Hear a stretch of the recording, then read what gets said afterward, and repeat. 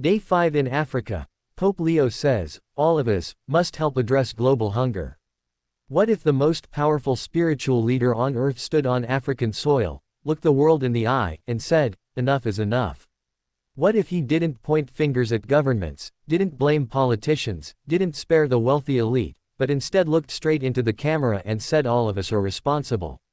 Every single one of us. Stay with me, because what happened on day 5 of Pope Leo XIV's historic African visit is something that will be talked about for decades. And by the end of this video, you'll understand exactly why those three little words, all of us, may be the most important thing any world leader has said about global hunger in a very long time. Welcome back, beautiful people, to Royal Chronicles, your home for the stories that matter, the moments that move the world, and the voices that refuse to be silenced. If you are new here, welcome to the family. Make sure you hit that subscribe button right now and tap the notification bell so you never miss a single update. And to our loyal Royal Chronicles community, as always, thank you for showing up. Now, let's get into it. Day 5. The air was thick with anticipation as Pope Leo XIV continued his landmark journey across the African continent, a visit already charged with symbolism, emotion, and an unmistakable sense of urgency. Africa, a continent of breathtaking beauty, extraordinary resilience, and heartbreaking inequality, had become the backdrop for one of the most consequential papal tours in modern history.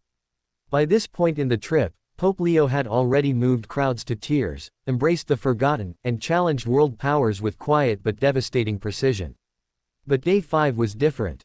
Day 5 hit differently. Because on this day, the conversation turned to something that haunts every corner of this planet: hunger.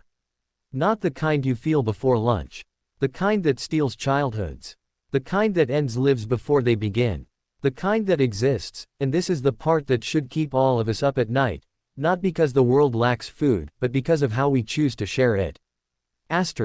Standing before a crowd that had traveled miles, some on foot, just to hear him speak, Pope Leo XIV delivered a message that was simple, yet seismic.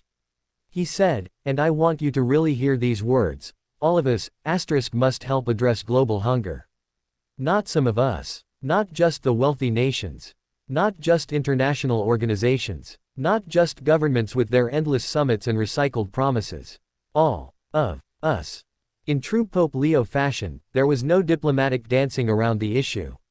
He spoke plainly about the scandal, and yes, he used that word, scandal, of millions of people going to bed hungry in a world where food is wasted by the billions of tons every single year. He challenged the global community to move beyond charity as a feel-good exercise and into genuine structural change. He called on wealthy nations to reconsider trade policies that strangle African economies. He spoke about climate change, the droughts, the floods, the failed harvests, and how the continent suffering the most is the one that contributed the least to the crisis. And he reminded the world that solutions to hunger are not found in boardrooms in Brussels or Washington alone. They are found in the hands and hearts of everyone. Now, some of you might be thinking, leaders talk about hunger all the time. What makes this different? Here's what makes it different. Pope Leo XIV didn't just speak about hunger from a palace or a conference hall surrounded by suits and security. He spoke about it here, on African soil, surrounded by the very people who live this reality every single day. That proximity matters. That choice matters. When you travel to where the pain is and you speak truth there, in that place, with those people watching, it carries a weight that no press release, no UN resolution, no G7 communique can replicate. And the timing. With global food insecurity still reeling from the ripple effects of conflict, climate disasters, and economic instability, this message didn't just land, it detonated. Africa is not a continent of helpless victims waiting to be saved, and Pope Leo made sure to honor that truth. He celebrated the ingenuity, the agricultural traditions, the community systems that Africans have built for generations. He spoke of partnership, not pity. Of solidarity, not charity.